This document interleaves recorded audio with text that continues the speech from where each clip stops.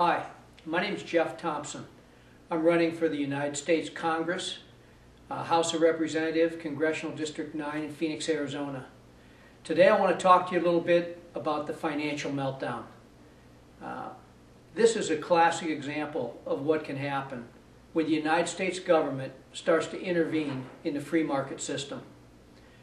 Fannie Mae, which is a government-sponsored enterprise, is there for the purpose of helping people get loans. And that's great. But probably about the time Bill Clinton was President of the United States, they decided that they really need to put an emphasis on getting people that were poor into homes, and sometimes into homes that they really couldn't afford.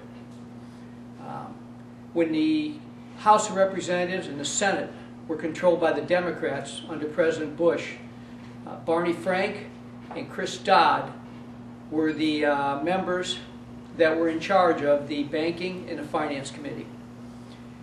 Several times during their tenure, President Bush went to them and said, I think we need to look at the oversight of Fannie Mae. If you go on to YouTube, you can see those YouTubes of Barney Frank denying that there was ever a problem with Fannie Mae and that everything was fine. Well, the housing market was going very well. Things were great, home prices were appreciating. So they began to put pressure on lenders to loan money to people that were poor because, as Bill Clinton had said, every American should have an opportunity to be a homeowner, even if it wasn't suitable. So what happened is we started to have loans that Fannie Mae was putting pressure on lenders to loan certain types of loans that were risky. These loans were loans that were called negative amortization loans. They started out with a low payment, and after 3 or 5 years, these loan payments adjusted upward, oftentimes to an unaffordable level. They were not suitable for the people that they were sold to. These people bought these loans with zero down and oftentimes no documentation. So what happens is they had no skin in the game.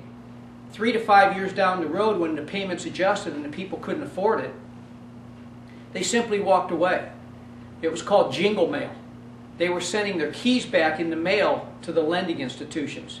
In the meantime, hard-working Americans that bought their homes the right way and put money down and were making their payments, they didn't really understand what was going on. Most people did not understand and see this coming. No matter what anyone tells you, most people didn't see this coming. But as the jingle mail started, and as the banks started to get homes back from a foreclosure standpoint, they really didn't know what to do because has never really been their business, so they auctioned them. And when they did that, they sold them at a discount, typically 25–30% lower than market value. They were selling them quick. A lot of the homes had been stripped out.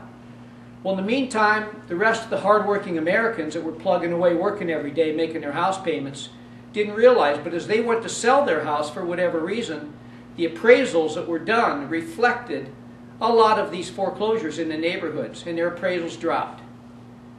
And as you can see, the dominoes started to fall, and the housing market got flooded with jingle mail, with people that couldn't afford to make these house payments, and they turned their houses back in. The bank was just flooded with them. They had more than they knew what to do. Hundreds of thousands of homes went into foreclosure. Some went through short sale, but the market got flooded with inventory. They began to sell them at auction, and it drove the prices down.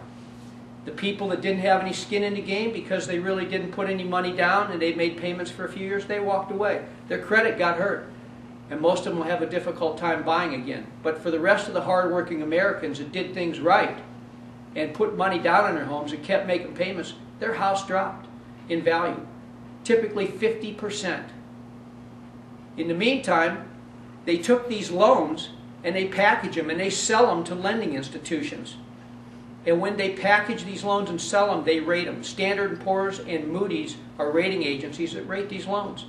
The highest rating you can get is AAA. Then there's AA, there's A, there's B, there's B-. They rated these AAA. And these lending institutions have philosophies that they want a certain amount of their investments to be AAA because it's low risk. It's high-grade investments, it's low risk. What they didn't realize is they were buying junk. They were buying loans that probably should have been B-. Thus, we came out with TARP, Toxic Asset Relief Program. This was on the AAA notes that they were holding. They were holding junk. And the market began to slide even more rapidly for the banks and the lending institutions. Countrywide went under. Bank of America bought them because they held a lot of their holdings and they were scared to death. They wanted to try to do what they could to control Countrywide to mitigate their loss. But long story short, it all happened because the government came in with a mentality, hey, let's help a certain group of people buy homes that they had no business buying. And who ended up getting hurt? Hardworking Americans. They lost trillions of dollars collectively in the values of their homes. A lot of them are still underwater. A lot of those people had to walk away and couldn't sell their homes.